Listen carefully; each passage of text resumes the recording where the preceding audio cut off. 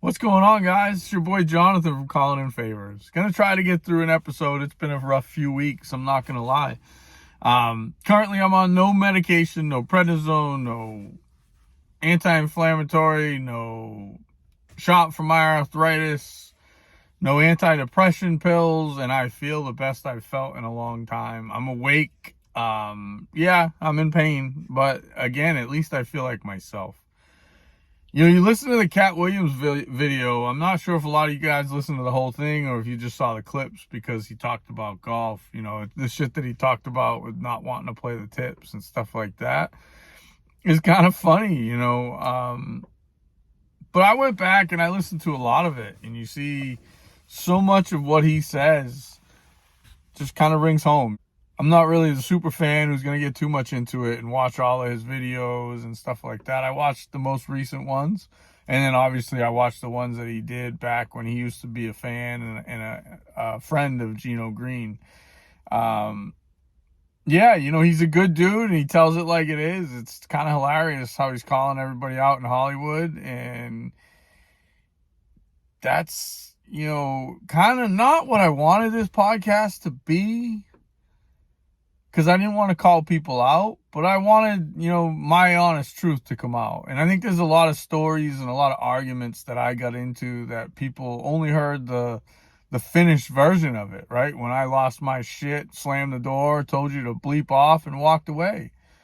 But you look back and you listen to him, he's talking about, if you didn't want me to tell my truth, you probably should have treated me better.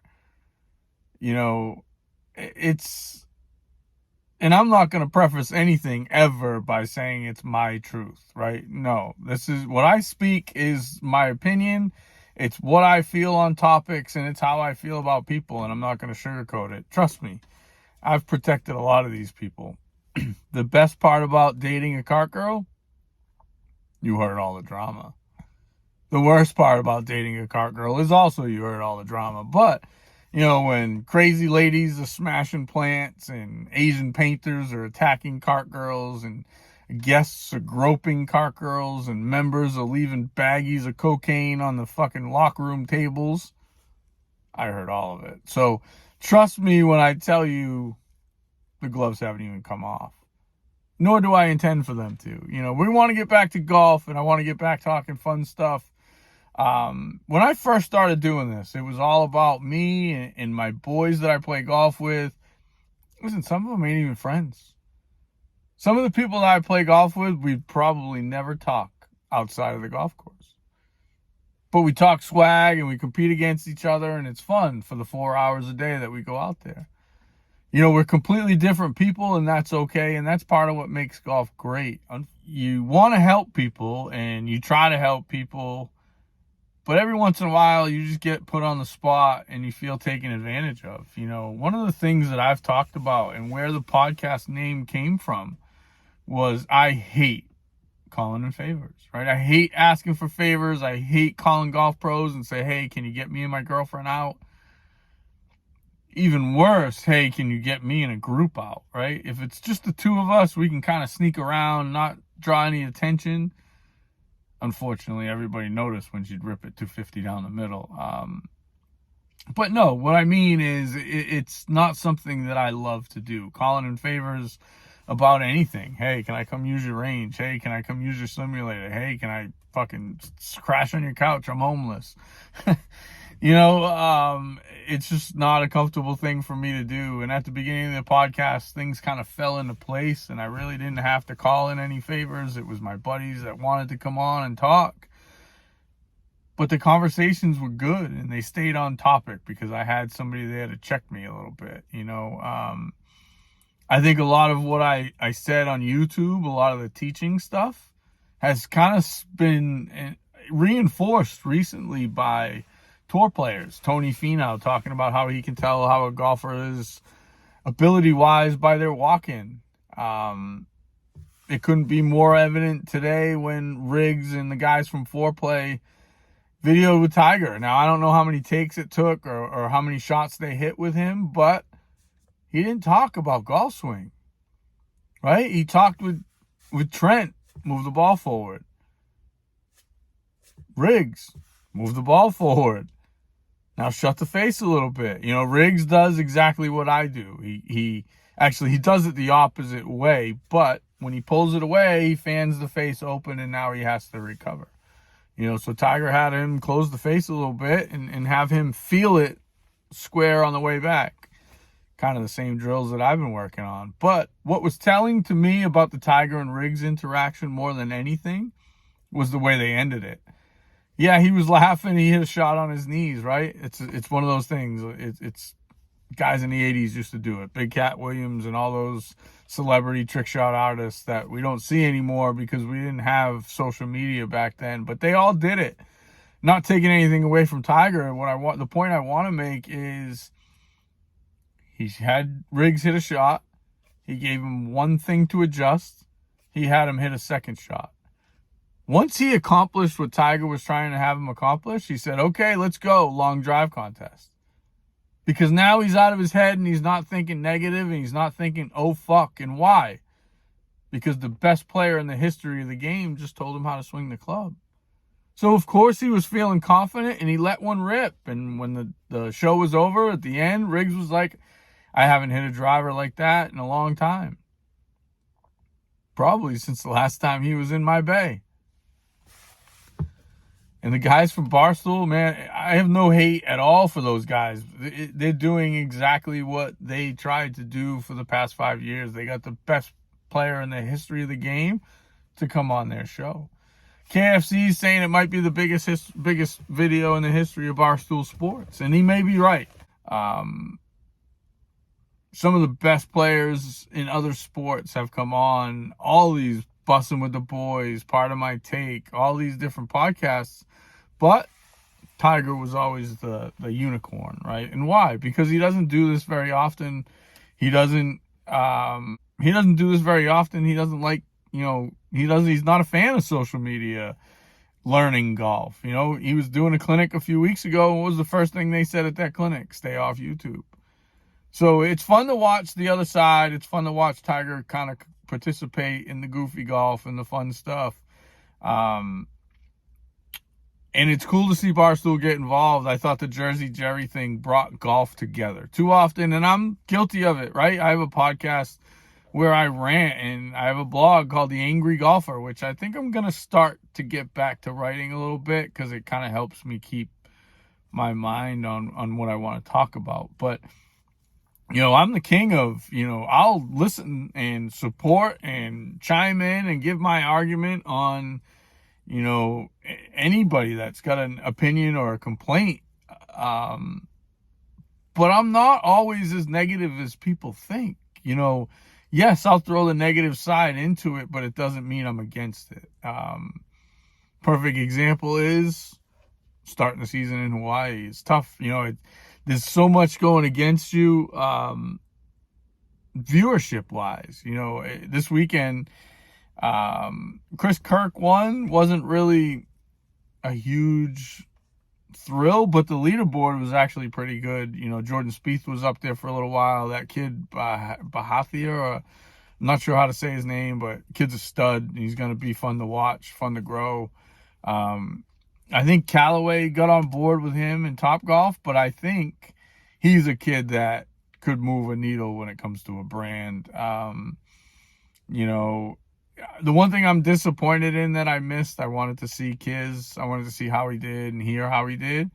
I think he's going to be good for the broadcast. He's going to bring a little bit of Barstool to it. And what I mean by that is he knows golf and he has credibility.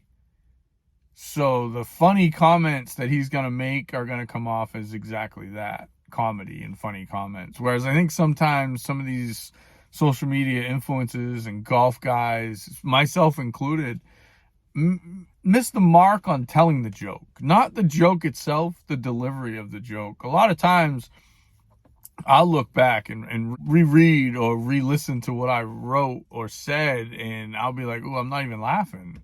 And it's kind of the delivery, and the guys that get me, they get it, and they get the sarcasm, and they get the dry, miserable, grumpy, in pain humor that I have. And those are the guys that we have fun with, right? We play golf with them, and they listen to me mumbling and grumbling the whole way around. But it's golf, right? Ton of gear being released this time of year.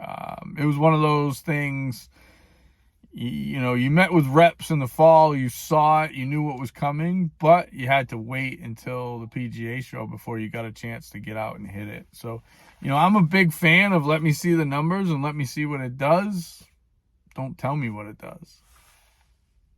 I remember a few PGA shows back, one of my buddies, and again, I've gotten away from tagging people or, posting online and tagging businesses. It's just one of those things. I get it. I'm toxic. This podcast didn't end up being what I wanted it to be.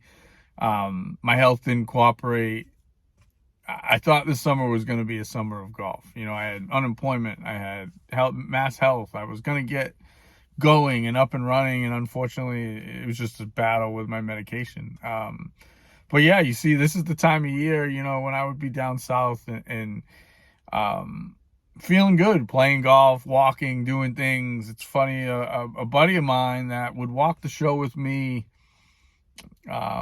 every year, right? He'd kind of do his meetings or whatever, but we'd kind of walk, we'd play some golf, we'd go to dinner. The first year that we got down, it was when I was working at Spring Valley, and I was going into my second year. I had probably been down for a month or so, pounding balls, feeling good, feeling healthy. The air was dry. It was, free flowing swing. We got out and played, and in the first few holes, I was roasting it, and I was, 15 yards, 10 yards by him, and he looked at me and he goes, "What happened? You never this long." And I'm like, "Well, you get me down here, you get me healthy, and I'll hit some bombs. I don't have spin. So you get me out on a dry, firm, fast golf course. I just launch it at 14 with like 1600 RPM. It just stays in the air forever. And when it comes down forward and chasing. So, yeah, he was shocked that I was hitting it by him.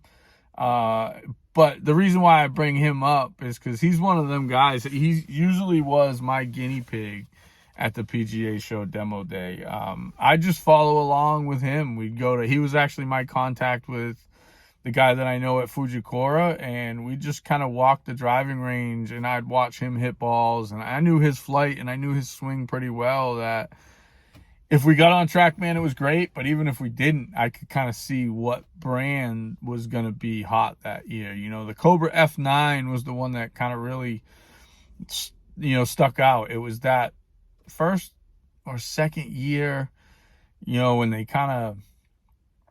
set the limits on something. I forget what it was. Oh, the MOI and the trampoline effect and all that.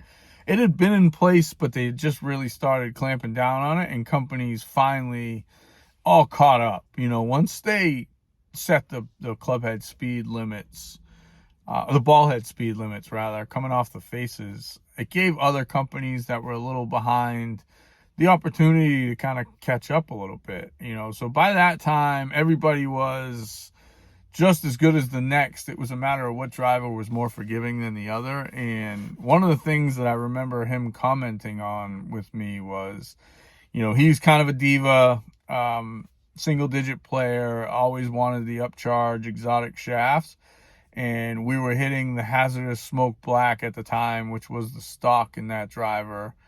And he was shocked at how well it performed. And then we switched him out to the Fujikura, and it was probably one of the biggest mistakes in marketing in golf, maybe second to Tiger and the TW. And I'll get into that next. But Fujikura has always their tour version and then their made for version, right? Currently, I don't think it is on the new driver, but on the Sim and the Stealth, the Ventus was one of their stock shafts, but it clearly, obviously, wasn't the Ventus with Velocore, right? They've always had that second level.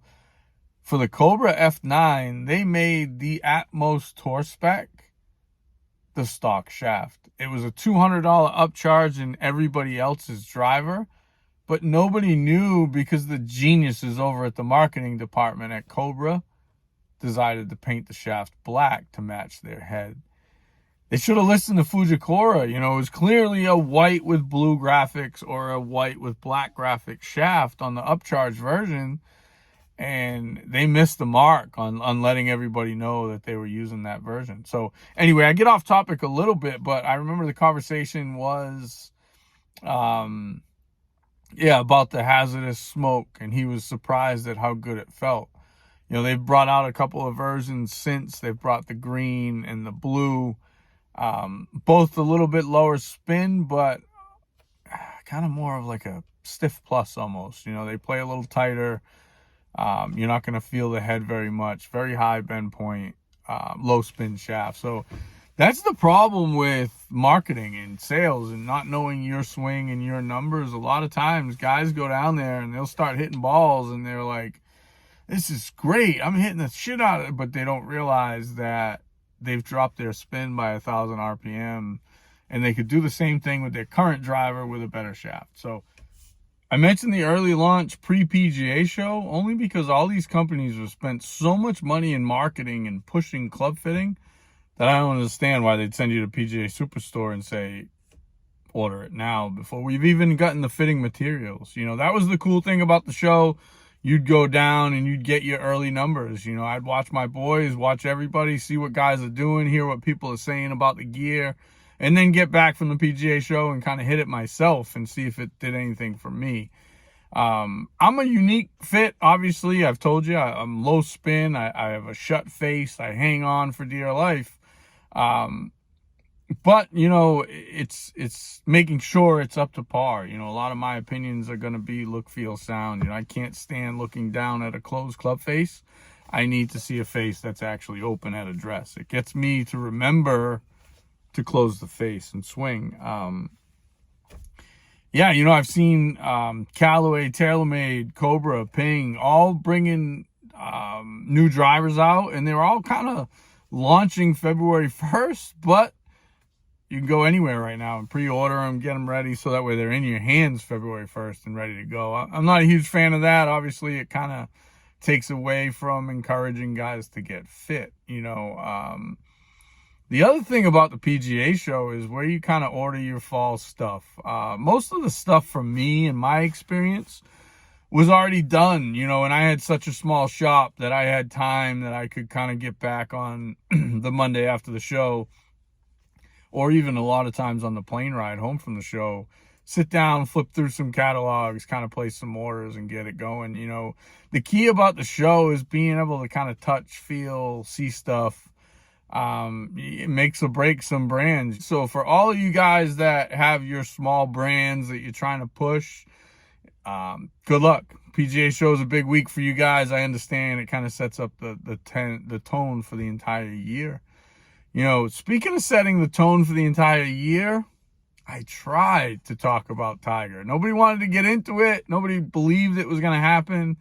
And now that we're here, everybody's calling it a breaking story. And, oh, did you see Tiger left Nike? I called it a month ago. You could tell by his interviews. Everybody knew. They just have too much respect for him to call him out on his bullshit. No, he doesn't want to talk about it. It was a marketing and a branding thing for Nike. They saw the success for Jordan brand, and they're going to chase that dollar. And I don't blame them, right? For me personally, it kind of ruins the sneakerhead search, right? Part of growing up in the 80s and 90s was trying to find those Jordans. What store carried them? Who had them? Let's be real. I know you guys give me a hard time because it's Tiger, but the Tiger brand, the TW, the first one they started with that awful yin yang, right? Do you know a lot of guys that have a lot of TW clothing or shoes or hats in their closet? I don't.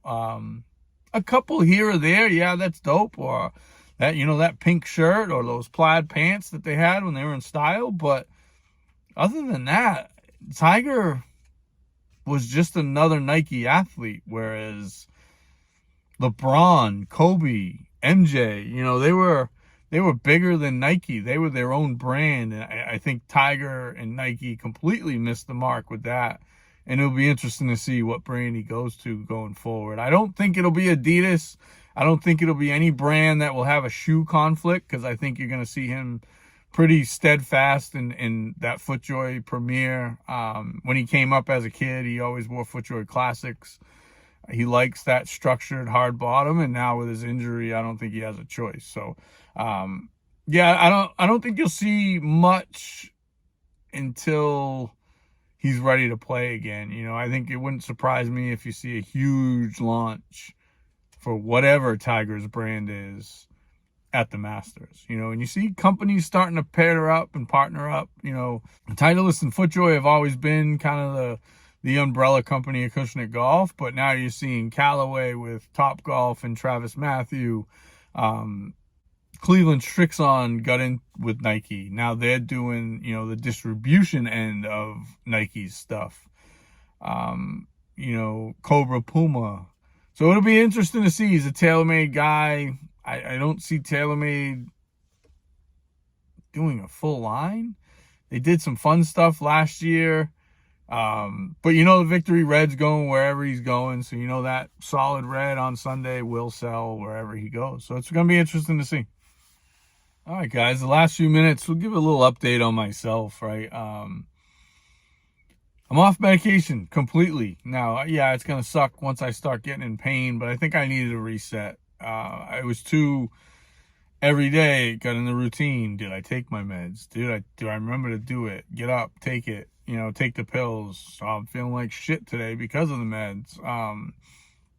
I think I needed a good cleansing, a good time out, and I think the last month or so has done that. And it's opened my eyes. You know, I was always, I don't give a fuck, and that's always been my life. It's always been my attitude. I shoot from the hip and I tell the truth. Whether it's going to offend somebody or not, that's your problem. And it was pretty successful for me for 45 years. You know, it wasn't until I started, you know, getting medicated and stuff like that, you know, go fuck yourself attitude turned into a go fuck yourself attitude. And just kind of, you know, no motivation, no grind, no drive. And that's me. That's who I am. I've never kind of shied down from anything, anyone, any challenge. And I feel like that's what the medication did. It just kind of got me to find a happy place. And unfortunately, you know, ranting for 10 or 15 minutes a day on a podcast kind of satisfied my get out and do itness, when that never would have been the case. You know, I'm always there. I remember my first interview with Rich. Actually, it wasn't an interview. It was kind of our first day of work. And he was like, well, obviously we expect you to be here 40 hours. And the first thing I said to him was, that's never going to be a problem. If anything, I'll probably be taking a second or third day off every month or so, an extra day off, just to kind of catch up. Because I'm a balls to the wall, pedal to the floor, you know, don't stop kind of guy. And that's kind of, you know, I talked about, you know, it's funny. I've done this episode so many times, I don't even know what I've talked about anymore. I've talked about it in different ways every time. And I get emotional or I get mad and then I get off topic. So that's kind of where the timeline is, and that's where the podcast needs to go. I need to get back to golf, you know, whether it's getting down to Florida, which hopefully I'm going to figure out finances tonight and get out of here tomorrow or tomorrow night, maybe even tonight, who knows. But even if I'm not working in golf, I can still help people. I can still talk. That's one of the things when it came to selling golf products. I always had credibility, right? And it goes back to Tiger. Tiger tells Riggs one thing, and because it's the greatest of all time telling you that, you're the best player in the world, right? It goes back to when I fit Trent. He even says it in the video. He's like, oh, I've conquered the world. I've conquered my irons. But no, he didn't, right? A fitting in a lesson isn't going to make you a better golfer. Listening to what people talk about, picking the right things to learn and the right things to focus on is going to make you a better player and a better golfer. One of the things that Tiger said to Trent was, you got that one thing, do that. And then the next time I see you, I'll give you one more thing. And that's what teaching is, right? There's nothing more frustrating than, and Dave's going to laugh because I know he follows me. I know he listens to everything. And he was a student. He was a weekly lesson. And it was the same thing over and over and over again. Just repeat, on repeat, on repeat, saying the same stuff because he hadn't conquered it yet. And he'd leave my bay every time he came for a lesson, absolutely striping it because he'd be focusing on the one or two things and not the miss and not where it goes and what it's doing. I did that. That was my job. I'll watch you. I'll watch the monitor. I'll tell you what it's doing. Your job is to feel the feelings that I'm asking you to feel. And that's how you get better, right? But when my health went south, this place became just a place to go and rant. And unfortunately, it got off topic. But I think I can help some people. And I have enough followers that are still listening that if I can get down south and get to some golf courses, it's going to be some fun stuff. It sucks. You go back to the way you live your life and you talk about, I know my flaws. Nobody has to tell me when I say something offensive. A lot of times I regret it, but I stand by it, so I'm not going to apologize for it. I haven't told any lies. I've told truths. I might have gone at a few people because they went at me. If you disrespect me in any way, you started the war, I'm going to finish it. Talk to me. Ask me questions. You guys that are reaching out, sending me golf swings, things like that, you've seen it. I'm a pretty helpful guy. I have some pretty good accomplishments, and if you do your research, you'll see I have credibility. That's what it takes in the golf industry. It takes one guy to get hot, and you're the best teacher in the state. It's the guys that do it over time that you kind of you shake your head at, and you're in awe of their success, right? The Harmon, Butch Harmon. There's different levels to teaching, and there's different ways to fit tour players, non-tour players, high handicaps, low handicaps. It's all part of it. Hearing the sounds that you're listening for, right? Big Cat told Jersey Jerry to take a nap. He came back. That first sound was that thud. All right, he's back. Let's go. He's gonna chase it again. You hear it. You hear it in the sound of the strike. You can hear when the golf ball is compressed. And you can see it. I don't need monitor to tell me what the numbers are. I see what I'm looking at. I see what I want to see. I look at the monitor to kind of just make sure that what I'm seeing checks out. Speaking of checking out, rough sports weekend. I was not feeling well. I kind of was getting sick Saturday night into Sunday, and I made my pick on the Patriots early in the week before I saw how bad the weather was going to be. So I don't regret picking the Pats. I regret picking the over. Do you guys like that? It seems like a couple of you guys were chiming in that you were following, that you were riding with me. I went 8-0 for a while there. I know sports. I can talk some sports. My dad was a baseball and a football coach growing up. I've had a ball in my hand since I was knee high, and what a run we had in my 20s, right? I was born in late 1977, October of 77. So, the championships of 2000 Patriots, 01, 03, 04, the Sox in 04, it was crazy. It was my timeline, and we were here celebrating. I know a lot of you guys know I'm a Cowboys fan, but I was always a Pats fan as well. I became a Cowboys fan second when the Patriots were blacked out, so I still have my heart in it with the Pats. I don't know at this point if they played in the Super Bowl. I think I'd probably be cheering for the Patriots. You get season tickets, you want to see the banner raised. It'd be fun to watch, but I wanted that to be a big part of this podcast. I had reached out to some people, and then when my health went sideways, the golf kind of lost touch with things, and I just kind of stopped reaching out, stopped tagging, stopped talking to people. And by the time football season got here, it just kind of didn't fit the narrative of the podcast, unfortunately. So hopefully next year we'll get back to that, going to some games, having some fun, throwing the football around and recording, talking some shit, right? Former pro at Caddyshack 2. He's still a buddy of mine. We reach out a little bit.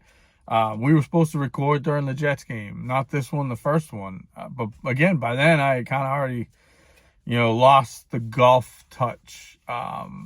It came back a little bit here and there. We played some golf. I played Vesper late in the season. That kind of got me motivated a little bit.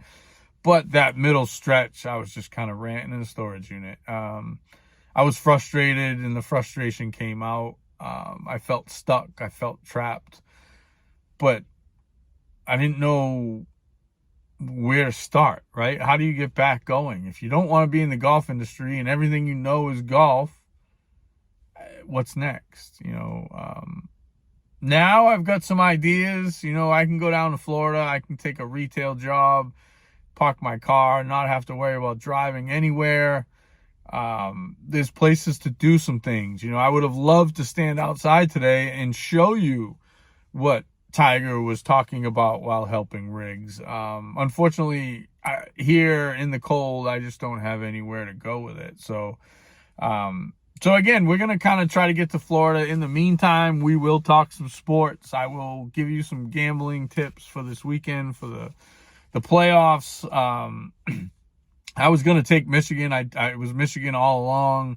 Like I said, I wasn't feeling well, and I was kind of talking in circles. I went on Saturday, and I tried to talk about Jersey Jerry, and I started ranting about Caddyshack 2.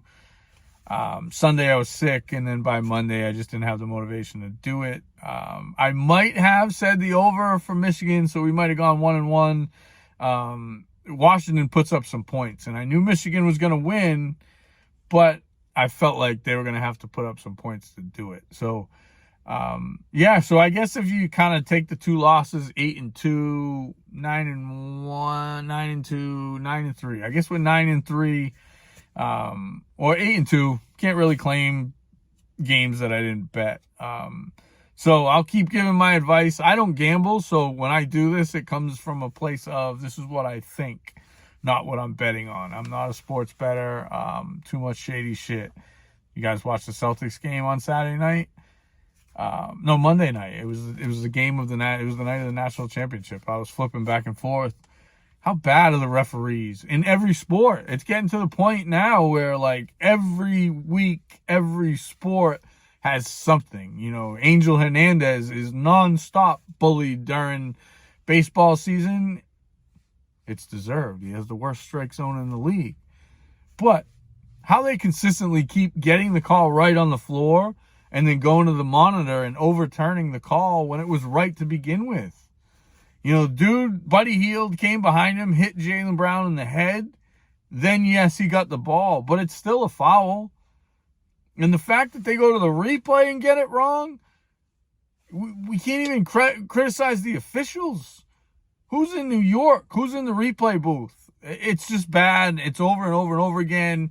And I just have a feeling it's going to show its head ugly in the NFL playoffs. I just got a hunch that one of these games that's going to be really close is going to be decided by the officials. I hope it's not the Dolphins Chiefs, because the fact that that's on Peacock, I ain't watching. I know you guys all watch, and football's the king of the castle, and the ratings are through the roof, but personally, I just can't do it. I get stuck. It's the anxiety of me when I go to change the channel, and then you see this thing spinning and the cable rebooting, and when I'm watching a game, I want to check in on what other games are going on around me. I hate being on a streaming app. So chances are, if I watch it, it'll be on my phone or on my iPad while I'm watching something else. But who knows? Maybe that's what they want. I don't know. I just don't see the benefit in playoff games being anywhere but antenna TV. If I have a TV with rabbit ears in the back, I should be able to watch playoff football. We're in a time now where sports is mainstream. You know, it's influencing everything we do. I mean, shit. The dude hosting the Golden Globes got roasted for making an NFL Taylor Swift joke.